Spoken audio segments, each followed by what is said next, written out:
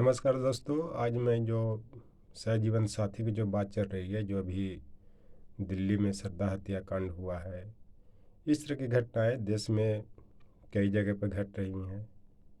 कुछ दिन पहले कुछ दिन पहले मध्य प्रदेश के शिवपुरी में घटित हुई थी।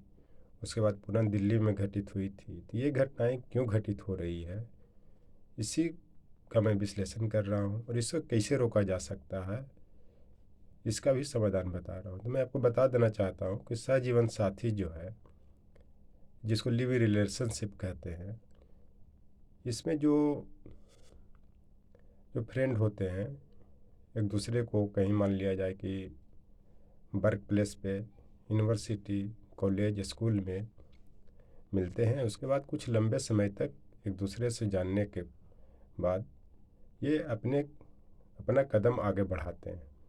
तो सहजीवन साथी जो है, ये भारत के परिप्रेक्ष्य में या भारतीय सभ्यता के खिलाफ है, क्योंकि भारतीय सभ्यता का जो प्रमाण है, चाहे आप सिंधु घाटी सभ्यता से ले लें, चाहे वैदिक काल से ले लें, कहीं न कहीं एक सामाजिक बंधन को द्योतित करता है, जो विवाह के बाद सहजीवन साथी का समर्थन करता है। विवाह में यह होता है कि वहाँ पे जो भी समाज के लोग हैं, विवाह के पहले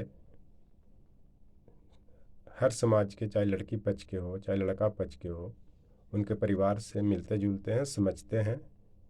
उसके बाद वो शादी के प्रस्ताव को आगे बढ़ाते हैं और विवाह के दिन जो समाज के लोग, जो जिसे बाराती पक्ष कहते हैं या कन्या पक्ष के लोग उपस्थित रहते हैं, एक तरह से वो विटनेस का काम करते हैं, गवाह का काम करते हैं। इससे सामाजिक बंधन मजबूत होता है। दूसरी चीज़ की जो सहजीवन साथी है, पश्चिमी सभ्यता के अनुकूल है। ये वहीं से आया है और भारतीय सभ्यता को ये नष्ट कर रहा है। और इसे माननीय सर्वोच्च न्यायालय ने भी सहजीवन साथी का जो कंसेप्ट आया था, उन लोगों को विवाह का दर्जा दिया गया। ये चलते इसमें जो खास करके जो लड़कियां हैं, उनको अपने को सुरक्षित रखने की ज़रूरत है, एक समझने की ज़रूरत है और विवाह के बिना आगे कदम बढ़ाने की ज़रूरत नहीं है। इसका कारण होता है कि सबसे पहले चीज़ तो एक दूसरे को गहराई से जानते नहीं हैं। आकर्षण अच्छी चीज़ है, आकर्षण नेचुरल चीज़ भी है, लेकिन इसे भविष्य संभालने के लिए, अपने सुरक्षा के लिए आकर्षण को रोकना पड़ता है। दूसरी चीज़ कि इसमें सहजीवन साथी में उत्तरदायित्व की कमी होती है। और जब कोई सहजीवन साथी में एक दूसरे पर हावी होना चाहता है या एक दूसरे को अपने कंट्रोल में रखना चाहता है, तो समझना चाहिए कि वो रिश्ता धीरे धीरे कमज़ोर हो रहा है, क्योंकि प्रारंभ में ऐसा होता नहीं है। एक दूसरे को सुनते हैं, एक दूसरे को हेल्प भी करते हैं और सहन शक्ति भी होती है। लेकिन जब ये सब जो फिनोमेनन है या ये सब जो तत्व है, अगर धीरे धीरे कमज़ोर होने लगे, उसी समय में ये रिश्ता को ख़त्म कर देना चाहिए और दूरी बनानी चाहिए, ताकि जीवन सुरक्षित रहे और ख़ास करके इस तरह के बदनामी नहीं हो। और सहजीवन साथी की जो सबसे बड़ी जो कमी होती है, ख़ास करके लड़की पक्ष से, कि अपने पेरेंट्स की या माँ बाप का बात नहीं मानते हैं, अपने जज्बात में सब कुछ खो देते हैं, यहाँ तक कि अपने आप को भी भुला देते हैं कि क्या उनका जीवन है, क्या उनका भविष्य है। ये सब चीज़ वो ख़त्म कर देते हैं। और बल्कि अधिकांश जगह पर जो ये घटनाएं घटने का यही कारण है कि एडुकेशन है। एडुकेशन अच्छी बात है, अपने अनुसार से सहजीवन साथी चुनना भी चाहिए, लेकिन चुनने के पहले ये सब चीज़ों पर ध्यान देना चाहिए, कोई दिन पर रखना चाहिए, अपने पेरेंट्स से अपने सहजीवन साथी को मिलाना चाहिए, उनका परिवार के पृष्ठभूमि जानना चाहिए, उसके बाद वो किस जगह से आया है, क्या करता था उसका फैमिली, मैंने बैकग्राउंड जानने की ज़रूरत है, तभी कदम आगे बढ़ाने की ज़रूरत। दूसरी कि जब धार्मिक विधान से शादी विवाह होती है, तो धर्म से लोगों को डर होता है। जैसे मान लिया कोई किसी के साथ कोई अत्याचार करता है, तो बस इतना कोई बोल देता है कि कोई कोई नहीं, भगवान देख रहे हैं, देखिए उस आदमी में डर व्याप्त हो जाता है, अंदर से ये धर्म का डर सताता है। अरे मैं गलत कर रहा हूँ, भगवान कहीं ना कहीं इसका सज़ा देंगे, और देते भी है। तो ये सब घटनाएं रुक जाती हैं। अगर दोनों के बीच मतभेद भी है तो ये मतभेद समाप्त होने के कगार पे आ जाती है।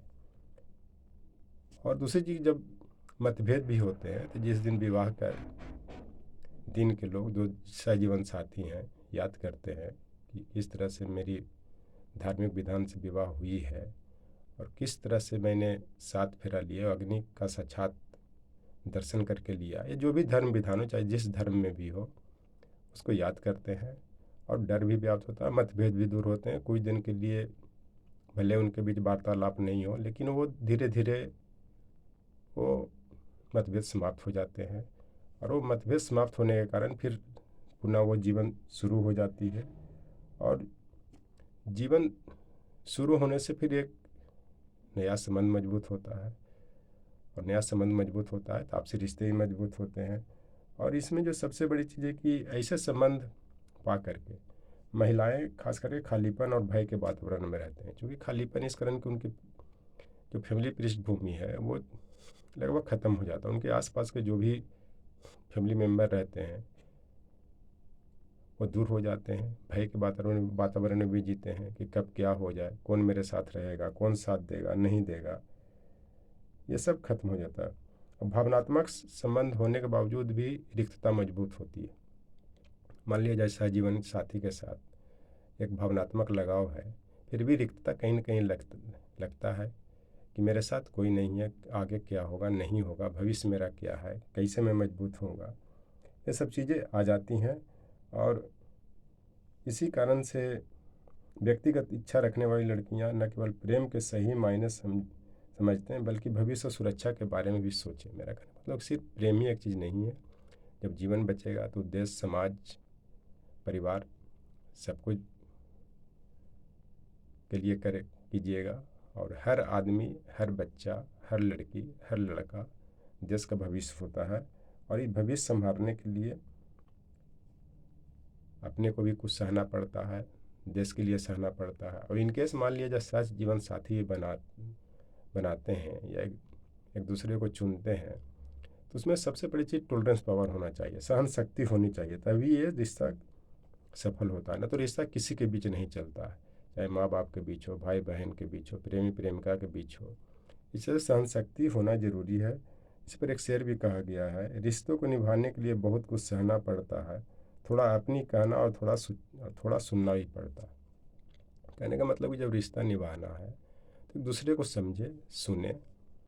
ये ह्यूमन एरर कर लीजिए या नेचुरल फेमिनिना कह लीजिए कि गुस्सा आना स्वाभाविक बात है, लेकिन बहुत लोग गुस्सा को रोक पाते हैं, कुछ लोग नहीं रोक पाते हैं, और इस गुस्सा धीरे धीरे मतभेद में कन्वर्ट होता है, जिसके परिणाम स्वरूप हत्या तक की भी स्थिति आ जाती है। चलते मतभेद होना अच्छी बात है, मनभेद नहीं हो।